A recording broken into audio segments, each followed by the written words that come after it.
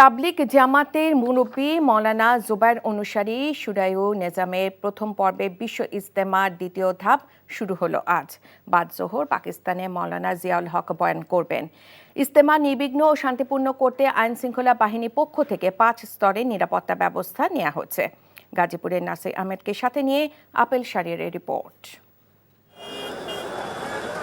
আম বয়ানের মধ্য দিয়ে শুরু হয়েছে 58তম বিশ্ব ইজতেমার প্রথম পর্বের দ্বিতীয় ধাপের আনুষ্ঠানিকতা। অংশ নিয়েছেন গোপালগঞ্জ, কিশোরগঞ্জ, পাবনা, সিলেট সহ 22 জেলার মুসল্লিরা। মোহাম্মদপুর, যাত্রাবাড়ি সহ ঢাকার একাংশের মুসল্লিরাও রয়েছেন। 40টি খিত্তায় ভাগ হয়ে টঙ্গীর তুরাগ তীরের ইজতেমা ময়দানে অবস্থান নিয়েছেন তারা। প্রত্যেকবারই আসি আল্লাহকে রাজি খুশি করার জন্য এখানে আসি।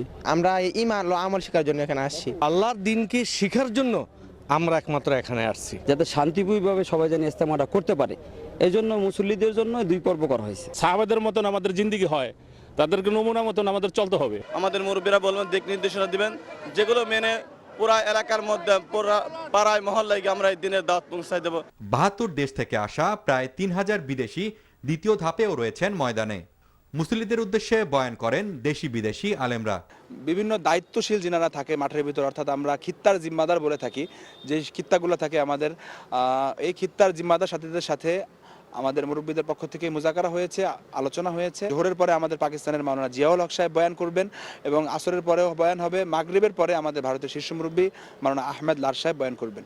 ইজতেমা নির্বিঘ্ন ও শান্তিপূর্ণ করতে আইন শৃঙ্খলা বাহিনী 5 স্তরে নিরাপত্তা ব্যবস্থা নিয়েছে। 16টি ওয়াচ টাওয়ার রেখেছি। 16টি ওয়াচ টাওয়ার থেকে আমরা বাইনোকুলারে দেখছি।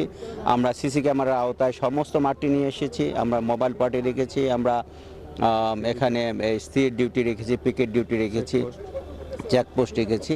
আমরা ইনশাল্লাহ নিরাপত্তার কোনো ঘাটতি আমরা দেখছি না। 5 ফেব্রুয়ারি আখেরি মোনাজাতের মধ্য দিয়ে শেষ হবে প্রথম পর্বের ইজতেমা। আর দ্বিতীয় পর্বে দিল্লির মাওলানা সাদ অনুসারীদের 14, 15 এবং 16 ফেব্রুয়ারি ইজতেমা আয়োজনের কথা রয়েছে। Apel Shahriar, NTV news, Tongi, Gazipur. রান্নায় আমার ভালোবাসা Jamuna gas stove. Jamuna gas stove, আধুনিক, নিরাপদ ও দীর্ঘ